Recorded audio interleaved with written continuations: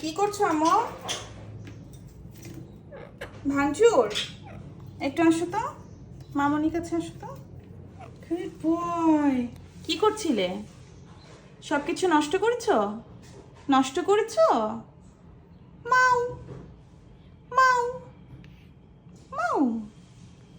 লক্ষ্মী থাকো, আমরা একটু আমগুলো দেখে আসি, ঠিক আছে?